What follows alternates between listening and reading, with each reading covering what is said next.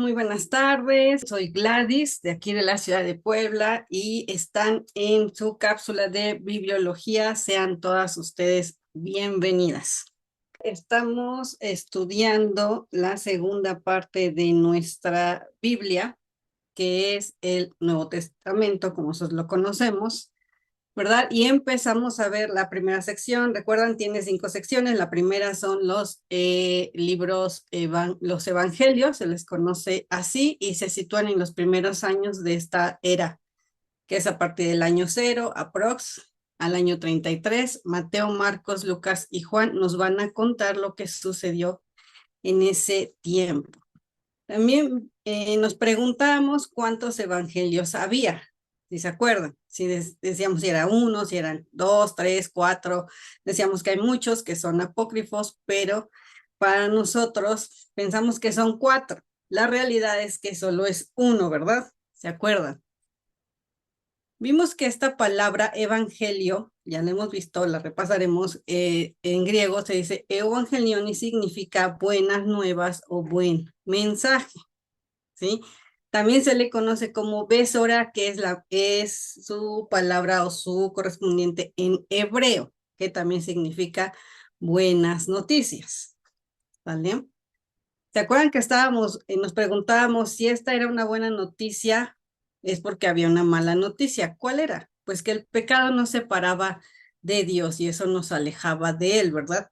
Y bueno, si alguien llega y te dice, oye, te traigo una buena noticia y se queda así, pues, ¿qué te quedas? Ajá, ¿cuál es? ¿Verdad? Necesitamos entender cuál es esta buena noticia. No nos quedamos con solo, ajá, pero ¿cuál es? Dímela, ¿no? Queremos entenderla y la vamos a ver. La hemos visto en toda nuestra Biblia y ahorita la vamos a ver en estos 4 libros. ¿Cuál es la buena noticia?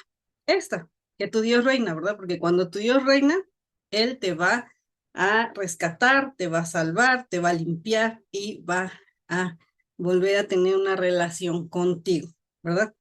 Esa es la buena noticia que vamos a ver una y otra vez en los evangelios y a lo largo de toda la Biblia. Claro que el Señor busca reconciliarse con su pueblo. Y vimos quiénes eran los autores de los evangelios. ¿Quién era? Bueno, tenemos a Mateo en primer lugar, que es el primer libro que hace la conexión del Antiguo Testamento con el Nuevo Testamento, ¿verdad? Este surge durante el Imperio Romano. ¿Y Mateo quién era? ¿Se acuerdan? Que hablábamos que él era un hombre, era un publicano. Que era un publicano, era un cobrador de impuestos que dejó todo cuando el Señor Yeshua fue quien lo llamó, ¿verdad? Estos hombres, pues, los llamaban pecadores porque a veces eran corruptos, eran hombres corruptos y pues sus compatriotas no los querían, ¿verdad? Porque ellos trabajaban para Roma. En este evangelio, que veíamos que él empieza con la genealogía, ¿verdad? Empieza desde Adán hasta Yeshua para conocer toda su historia y todas sus generaciones, ¿verdad? ¿Qué encontramos en este evangelio? ¿Se acuerdan? Aquí en este evangelio encontramos las bienaventuranzas, encontramos la oración al Padre o Padre Nuestro, como algunas ya las conocemos.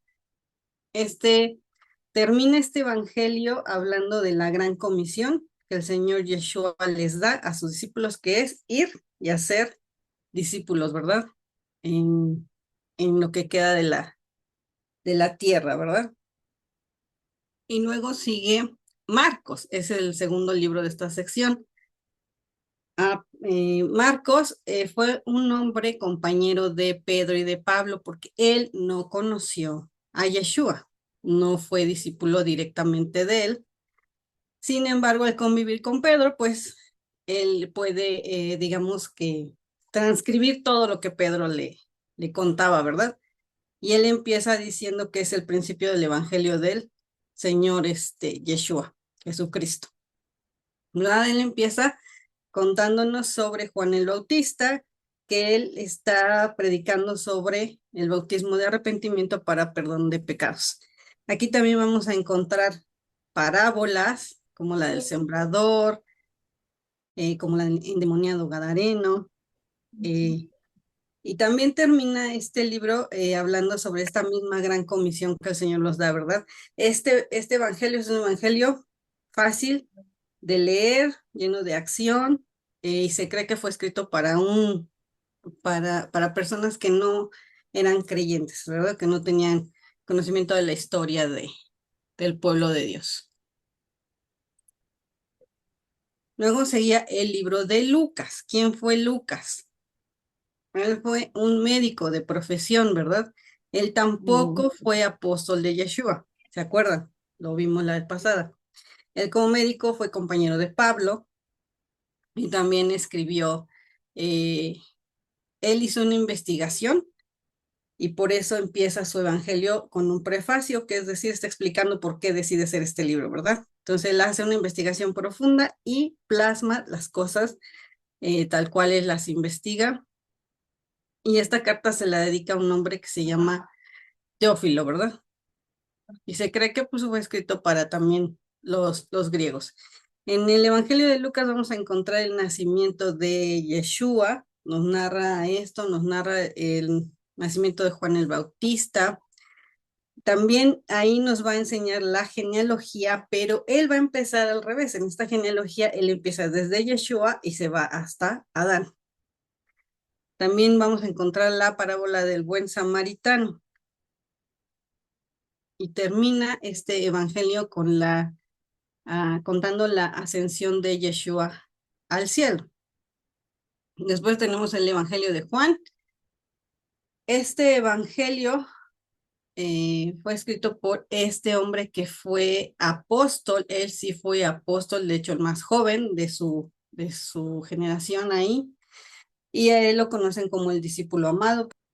En este evangelio es un poquito diferente, ¿verdad? Recuerdan que los tres primeros, Mateo, Lucas y Juan, hablan casi de las mismas historias, de la misma visión, cada quien desde su postura, pero el evangelio de Juan habla más de cosas más profundas, ¿verdad? Porque él muestra y él empieza diciendo que el verbo era Dios, ¿verdad?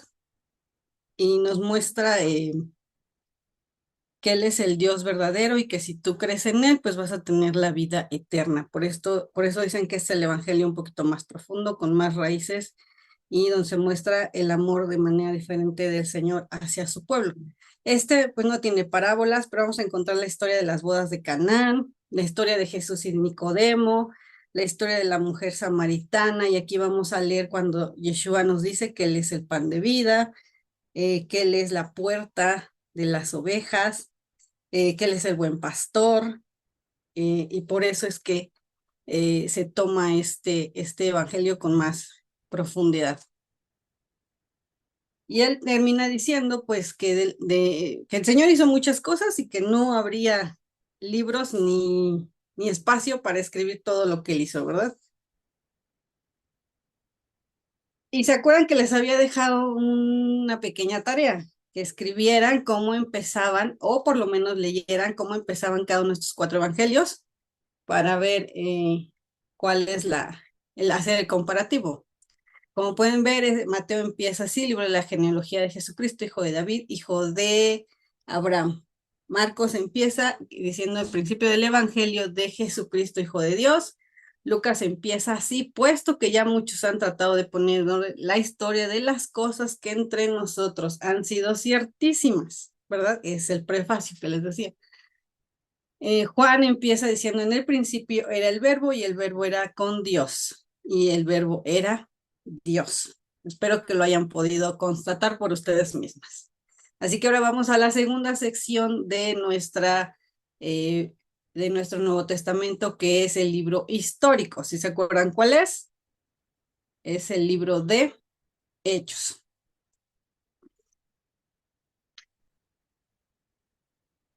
Bien, ya vimos que los primeros libros son los evangelios y a continuación sigue Hechos en la cronología histórica. Hechos empieza así.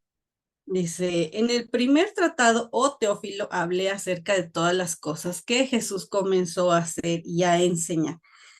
Con este versículo quiero abrir que se cree que Lucas escribió el libro de Hechos. podemos inferir, podemos deducir que fue así porque de esta misma forma empieza Lucas. En Lucas también la carta va dirigida a Teófilo y en esa parte pues le dicen el primer tratado, o Teófilo, ¿no? Donde te conté las cosas que hizo el Señor Yeshua.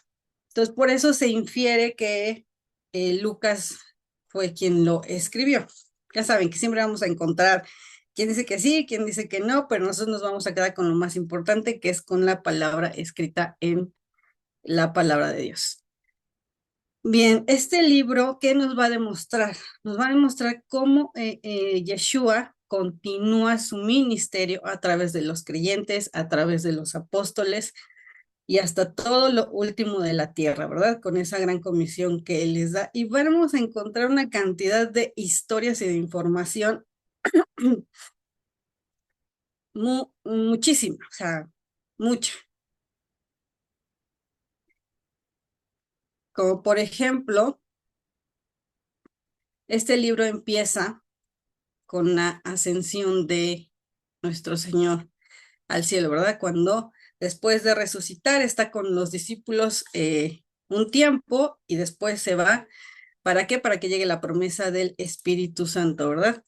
Que este llega en el día de Pentecostés, ¿verdad? Como flamas de fuego y esto ayuda a que los apóstoles puedan comunicarse con todos. O sea, imagínense el poder que tiene el Espíritu Santo, el poder de Dios para poder hacer esto, o sea, que una persona se para a hablar ante una multitud de diferentes idiomas y todos lo pueden entender, o sea, esto es maravilloso. Esto es, o sea, de verdad, wow. También vamos a encontrar la historia de Pedro y Juan cuando son detenidos porque sanaron a un cojo y pues esto no le conviene a los líderes, ¿verdad? Del templo. Y también pues, obviamente predican al Señor Yeshua. Estos, como pueden ver, ahí vamos a encontrar la historia de Ananías y Zafira, que fueron un matrimonio que, si recuerdan, intentaron engañar al Espíritu Santo, ¿verdad? Vendiendo una propiedad que era de ellos, que si bien querían se la podían quedar, la podían vender, podían hacer lo que quisiera, pero prefirieron mentir y eso hace que pues mueran, ¿verdad? Entonces sabemos que la codicia no es nada bueno.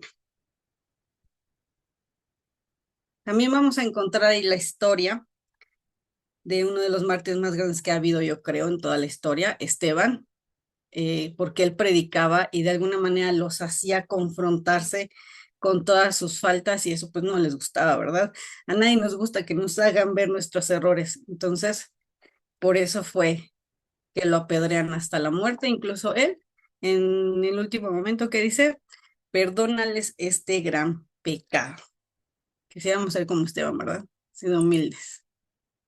Y bueno, también encontramos un pasaje que es muy ocupado, muy usado para contrarrestar el si podemos comer, no podemos comer de todo. Ese ya saben, está en Hechos 10, es Pedro con Cornelio, esta historia donde el Señor le hace ver a Pedro que pues no llame inmundo a nada de lo que él ha limpiado, ¿verdad? Y no se refería a comida, sino a personas y a una situación de manera espiritual. Entonces, repásenlo para que no nos cuenten, no nos engañen y entiendan bien el contexto.